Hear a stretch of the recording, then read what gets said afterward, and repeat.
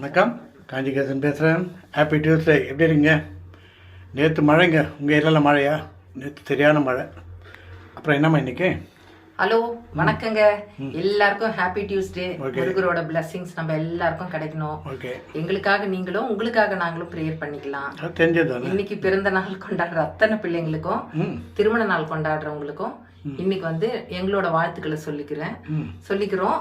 வேலை தேடி வேலை தேடுறவங்க வேலை கிடைக்கணும். வேலை தேடி போற அத்தனை பேருக்கு வேலை கிடைக்கணும்னு ப்ரேயர் பண்ணிக்கிறோம். நல்ல வேலை கிடைக்கட்டும். ஓகேவா? ஆமாங்க. இன்னைக்கு காமராஜருடைய 123வது பிறந்த நாள். அதை நான் சொல்ல மாட்டேன், நீ முந்திக்கினேன். இல்ல, அவருக்காகவும் அவர் செய்த அத்தனை தியாகங்களையும் நினைக்கும் போது ரொம்ப ரொம்ப நம்ம தியாகனோன்னு அவருடைய சமாதியில தான் அந்த கல்வெட்டில் தியாகத்துடன் போட்டிருக்காங்க. வேற யாருக்குமே நம்ம போட முடியாதுங்க, அவருக்கு மட்டும்தான். அவர் கர்ம வீரர் காமராஜர்னு சொல்லுவாங்க. தியாகத்துடன் அந்த இதில் அடிச்சிருக்காங்க. உண்மையிலே அதை பற்றி நான் நிறைய பேசுகிறேன், நிறைய எழுதியிருக்கேன். எதிர்பார்ப்பு இல்லாத மனுஷன், அப்படிதான். ஓகேங்களா? எங்க வீட்டுல காலையில டிஃபன் பொங்கலுங்க. ஆமாம், ஃபெஸ்டிவல். முந்திரி பருப்பு இருக்கு. ஐயோ, ஒன்றா எத்தனை போட்டேன்? முழு முந்திரி பருப்பு. ஏமா நீ தானே போட்டேன்? முந்திரி பருப்பு உள்ள இருக்குங்க, ஆனா இவருக்கு திருப்தியே இருக்காது, அது மேல தெரியும். ஆமா, அதுக்கு இன்னைக்கு மதியம் எங்க வீட்டுல தக்காளி கடைஞ்சி வச்சிருக்காங்க. பருப்பு போட்டு தக்காளி கடைஞ்சி வச்சிருக்கேன். அதையே நம்ம இந்த பொங்கலுக்கும் கொஞ்சம் யூஸ் பண்ணிக்க வேண்டியதுதான். அவ்வளவுதான். சைட் டிஷ் கருவாடு வறுத்து வச்சிருக்காங்க.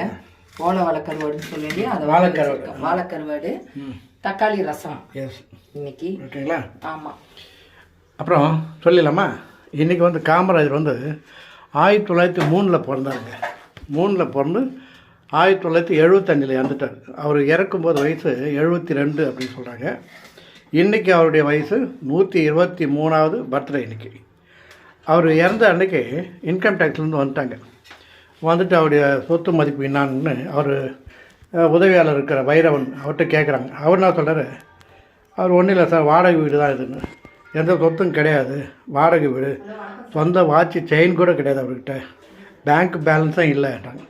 சரின்னு உள்ளே போய் பார்க்குறாங்க. பார்த்தா அவர்கிட்ட 4 கதர் வேசி, 4 கதர் சட்டை இருக்குது, 2 ஜோடி செருப்பு இருக்குது, ஒரு கண்ணாடி இருக்குது, 6 சமையல் பாத்திரம் தான் இருக்குது. பாக்கெட்டில் 110 ரூபா வச்சுருக்கார். கடைசியாக அது ஒரு பேனா. அவர் அப்போ ஏழைன்னு போட்டுக்கலாமான்னு கேட்குறாங்க அந்த இன்கம் டேக்ஸ். ஏழை இல்லைங்க, பரம ஏழைன்னு போடுங்க அப்படின்னு.